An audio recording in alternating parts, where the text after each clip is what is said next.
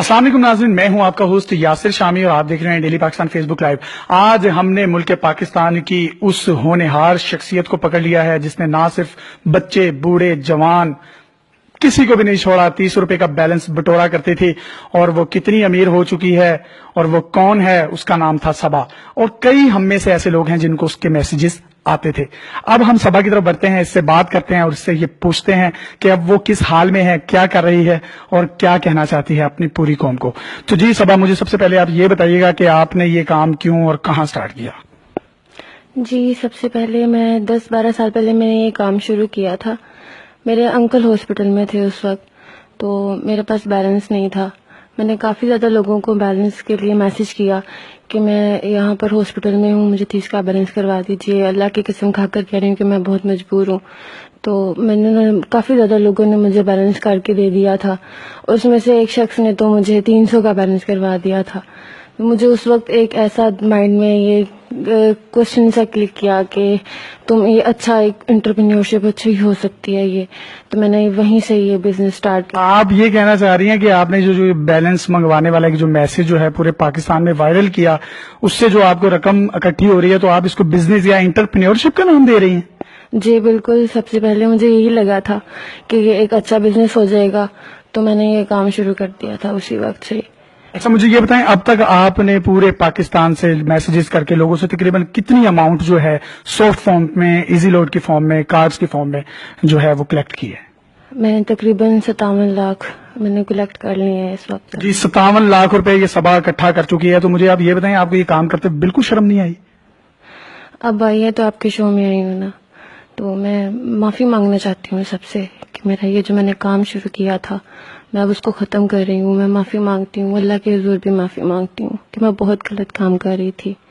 اب مجھے اس بات کا افسوس ہوتا ہے، میں بہت شرمندہ ہوں اس کام کی وجہ سے۔ چلیں، یہ تو بہت اچھی بات ہے کہ اگر آپ نے معافی مانگ لی ہے، اللہ کے حضور بھی معافی مانگ رہی ہیں، پوری قوم سے بھی معافی مانگ رہی ہیں، دیر آئے درست آئے۔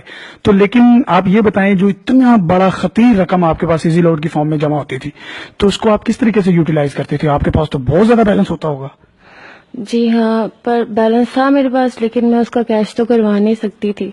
تو میری دوستیں تھیں، انہوں نے مجھے مشورہ دیا۔ میری ایک دوست تھی عاشی، اس نے مجھے کہا کہ تم ایسا کرو کہ تم پی سی او وغیرہ کھول لو، مطلب کہ تم لوگوں کو بیلنس جو تمہارے پاس اتنا زیادہ اکٹھا ہو گیا ہوا ہے تو وہ تمہارے تو کسی کام آئے گا نہیں، تو تم ایسا کرو تم لوگوں کو شیئر کرنا شروع کر دو۔ تو میں نے 2-3 موبائل لیے اور میں نے لوگوں کو پھر بیلنس کی طرح سے مطلب کہ میں نے شیئر کرنا شروع کر دیا۔ اچھا، یہ جو متاثرین تھے جن کی تعداد بہت زیادہ ہے، جو آپ کو بیلنس وغیرہ کروایا کرتے تھے، ان میں آپ مجھے یہ بتائیں کہ کون کون سے متاثر کن شخصیت تھی جو کہ بہت دلچسپ بھی ہوں، جو آپ ہماری آڈینس کے ساتھ شیئر کرنا چاہیں؟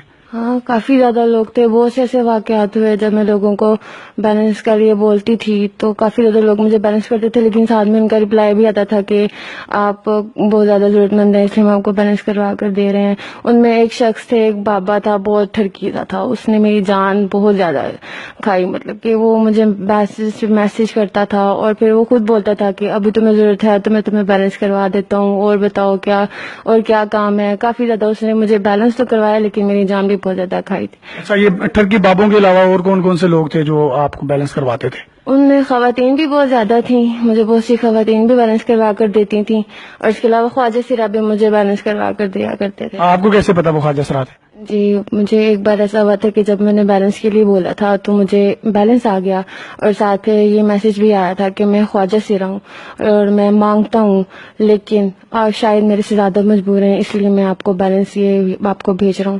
تو اس وقت مجھے ایک ایسا فیل ہوا تھا کہ یار میں غلط کر رہی ہوں۔ تو ایسا کون سا واقعہ ہے جس نے آپ کے دل کو بھی چینج کر دیا اور آپ توبہ کی طرف آ گئی ہیں اور معافی مانگنا چاہ رہی ہیں؟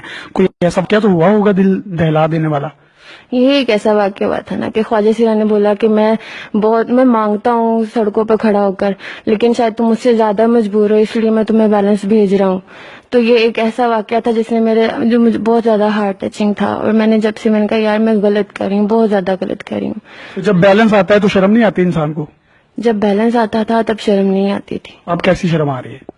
اب لگا نا کہ میں بہت غلط کر رہی تھی، اس لیے میں نے یہ سب کچھ چھوڑا۔ چلیں، آخر میں کوئی پیغام دینا چاہتی ہیں، کوئی بات کرنا چاہتی ہیں تو آپ کر سکتی ہیں۔ جی ہاں، میں سب سے یہی کہوں گی کہ جتنے بھی لوگ ہیں اگر میری طرح کا کام کرنے کا سوچ رہے ہیں تو پلیز یہ کام مت کیجیے گا، کیونکہ آپ پہلے تو بہت زیادہ آپ کو اچھا لگتا ہے، لیکن آخر میں آپ شرمندہ ہوتے ہیں، اللہ کے حضور بھی اور ساری دنیا کے سامنے بھی شرمندہ ہوگے، جیسے کہ آج میں شرمندہ ہوں، لیکن میں اللہ سے معافی مانگتی ہوں، سب سے معافی مانگتی ہوں۔ تو جی ناظرین، یہ ہمارے ساتھ صبا موجود تھی، دیر آئے درست آئے، انہوں نے معافی مانگ لی ہے، اور میرا خیال ہے اس قوم کو بھی اس بچی کو معاف کر دینا چاہیے، کیونکہ اب آپ میں سے کوئی میجورٹی جو لوگ ہیں وہ بے وقوف نہیں ہے، میں بھی ایک بے وقوف بن گیا تھا، میں نے بھی اسے لوڈ کروا دیا تھا۔